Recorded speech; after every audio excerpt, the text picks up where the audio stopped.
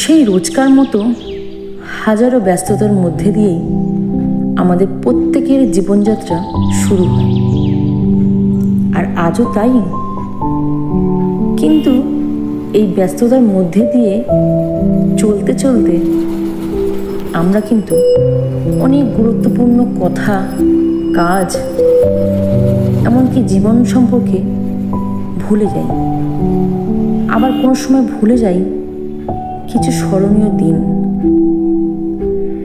ভুলে যাই কিছু গুরুত্বপূর্ণ মানুষের কথা, ভুলে যাই সেই গুরুত্বপূর্ণ মানুষের জীবনযাত্রা, তাদের কর্তব্যের কথা এবং তাদের রেখে যাওয়া পরিবার।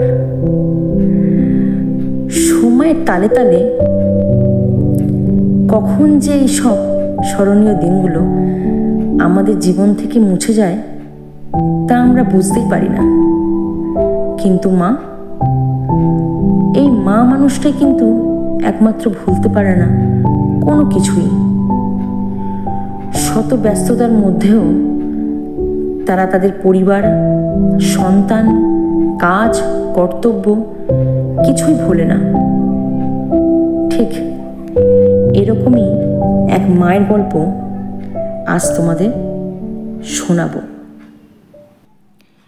সময় সকাল 10টা। ব্যাংকের লাইনে দাঁড়িয়ে সরমা তিথিকে বলল, মনা, শুনছ? তোমায় একটা কথা বলার ছিল, যদি কিছু মনে না করো তাহলে বলি। তিথি অবাক দৃষ্টিতে সরমার দিকে তাকিয়ে কিছুক্ষণ পর বলল, হ্যাঁ বলুন, কি বলবে? আচ্ছা, তোমার নামটা কি যদি একটু বলো। আমার নাম তিথি, আমি কলেজের ফার্স্ট ইয়ারের স্টুডেন্ট। আচ্ছা কাকিমা, কি বলবেন বলছিলেন, বলুন। বলছিলাম কি তিথিমা, ব্যাংক থেকে টাকা তোলার জন্য তোমার আগে যদি আমায় একটু ছেড়ে দাও তাহলে খুব খুশি হতাম, এই আর কি। আসলে না, আমার বাড়িতে খুব গুরুত্বপূর্ণ কাজ আছে, তাই আর কি। মুচকি হাসির সাথে তিথি বলল, আচ্ছা কাকিমা, ঠিক আছে, আমার আগে না হয় তুমি টাকা তুলে নাও। তবে হ্যাঁ, একটু তাড়াতাড়ি করো কেমন? আসলে আমার কলেজ আছে তো, তাই আর কি। অনেকক্ষণ ওয়েট করার পর একটু বিরক্ত হয়ে, আরে এটা কি হচ্ছে? কাকিমা তো বললেন এক্ষুনি নাকি ব্যাংক থেকে টাকা তুলে বেরিয়ে যাবে। কিন্তু এটা দেখতে 30 মিনিট হয়ে গেল, এতক্ষণ কি করছেন? আবারও 2 মিনিট চুপ থাকার পর আরো একটু বেশি বিরক্ত হয়ে তিথি বলল, অদ্ভুত তো, উপকার করে দেখে নিজেরই লোকসান হলো। কোথায় নিজের কলেজের কথা না ভেবে ওনাকে সাহায্য করলাম, আর উনি সুযোগের সদ্ব্যবহার করছেন। না, এটা একদম ঠিক হচ্ছে না। এবার বেজায় চটে গিয়ে, আরে কাকিমা, তাড়াতাড়ি করুন, কি করছেন নাকি আপনি?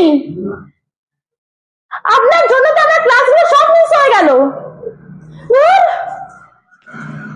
তাড়াহুড়ো করে বেরিয়ে মৃদু হেসে সরমা বলল,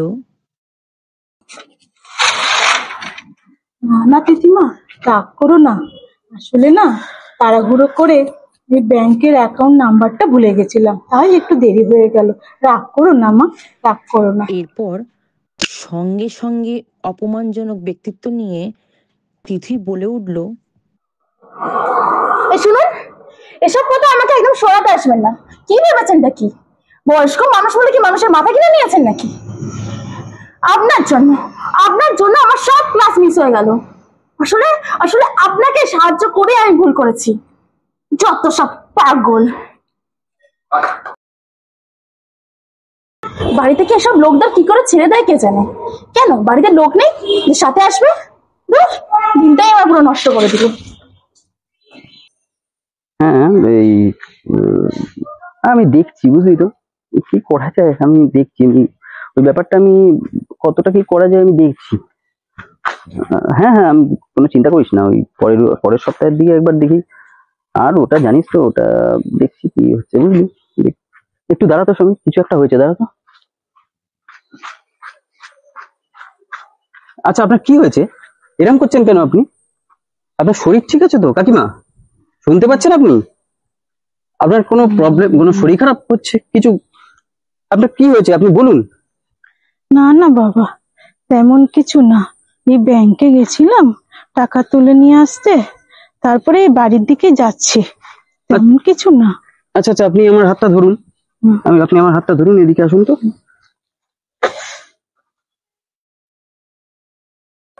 তাই মেঘলা দিনে আপনাকে আপনার বাড়ির লোক একা ছেড়ে দিয়েছে? আশ্চর্য ব্যাপার তো। না না বাবা, আমার বাড়িতে আমি আর আমার ছেলে ছাড়া আর কেউ নেই। আমার ছেলেটা না এই কালো জাম মিষ্টি খেতে খুব ভালোবাসে, তা ব্যাংক থেকে টাকা তুলে ওর জন্য এই মিষ্টি কিনে নিয়ে যাচ্ছিলাম। মিষ্টি? তা আপনার ছেলে তো নিশ্চয়ই বাচ্চা নয় যে নিজে এসে একটা মিষ্টি কিনে নিয়ে যেতে পারবে না। আশ্চর্য ব্যাপার তো। তা সে আপনাকে ছেড়ে দিয়েছে, সে কি পারে না নিজে এসে একটা মিষ্টি কিনতে? চলো বাবা, আমার বাড়ি চলো, সব বলবো। চলো আমার বাড়ি চলো। কিছু মনে করবেন না কাকিমা, আজকালকার এই ছেলে মেয়েদের দেখলে আমার ভীষণ রাগ হয়। এই জেনারেশন খুব স্বার্থপর জেনারেশন। বুড়ো বাবা মাকে কষ্ট দেয় আর নিজেদের বিলাসিতার জন্য, নিজেদের সুখ স্বাচ্ছন্দ্যের জন্য নিজেদেরটা ভাবে। বা বুড়ো বাবা মার কোনো শরীরের খেয়ালই রাখে না, আর আপনি আপনার এই ছেলের জন্য। হায় রে, কোথায় হারিয়ে গেছে এই প্রজন্মের মনুষ্যত্ব আর বিবেক, আর কোথায় হারিয়ে গেছে আমাদের এই মায়ার বাঁধন। আচ্ছা কাকিমা, আপনি বলুন তো, এটা কি কোনো সংস্কৃতি? আমাদের সময় কিন্তু এরকমটা ছিল না। সবাই সপরিবারে থাকতো, একে অপরের খেয়াল রাখতো, সবাই একজোট হয়ে থাকতো। কিন্তু এখনকার ছেলেমেয়েরা নিজেদের বিলাসিতার জন্যই ব্যস্ত। তাদের কোনো সময় নেই বুড়ো বাবা মাকে দেখার জন্য। আচ্ছা কাকিমা, আপনার ছেলেও কি ঠিক একই রকম আজকালকার ছেলে মেয়েদের মতো? তোমার সব প্রশ্নের উত্তর আমার বাড়িতেই আছে। চলো বাবা, আর একটু চলো, সামনেই আমার বাড়ি।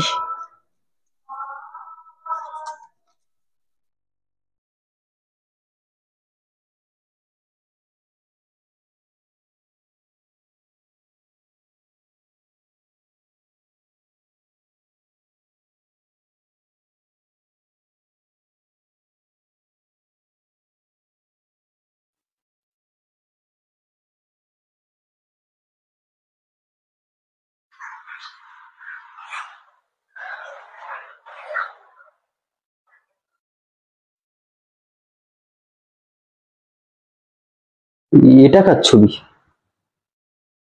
আমার ছেলে বিক্রম ভারতীয় সেনায় ছিল। গত 2 বছর আগে কাশ্মীরে জঙ্গিদের সঙ্গে লড়াই করতে গিয়ে ও শহীদ হয়েছে। ওর পেনশনের টাকায় আজ আমি বেঁচে আছি। প্রতি মাসে এই তারিখটা, তাই আমি ওর জন্য এই মিষ্টি কিনে নিয়ে আসি। আমার মনে হয় ও যেন আমার কাছেই আছে।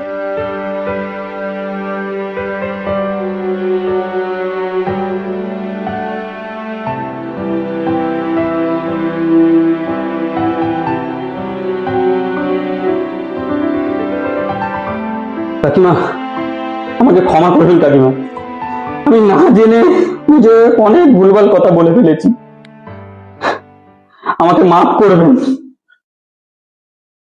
সরমা হাসল, তবে তার হাসিতে কিন্তু কোনো তিক্ততা নেই, আছে শুধু শান্তি আর তার ছেলের প্রতি গর্ববোধ। তারপর মৃদুভাবে হাসতে হাসতে সরমা বলে উঠল, না না বাবা, তুমি কিছু ভুল করনি বাবা। তুমি তো জানতে না আমার বিক্রম আমার গর্ব। ও আমাকে কখনো একা ফেলে যায়নি। ওর স্মৃতি আমার সঙ্গেই আছে। এই মিষ্টিটাই তো আমাকে ওর কাছে নিয়ে যায়।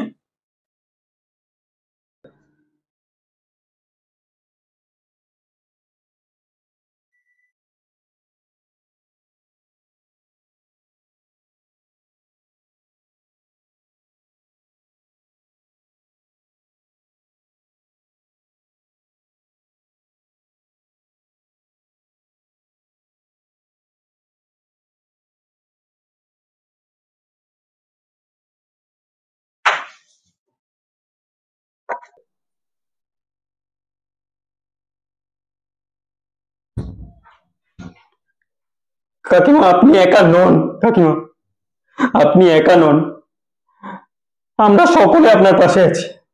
বিক্রম শুধু আপনার গর্ব নয়, এই সারা দেশের গর্ব কাকিমা, সারা দেশের গর্ব। আমরা সবাই আছি, আমরা সবাই আছি কাকিমা।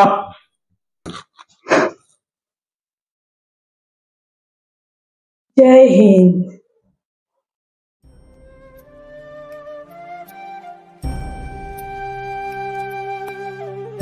জয় হিন্দ।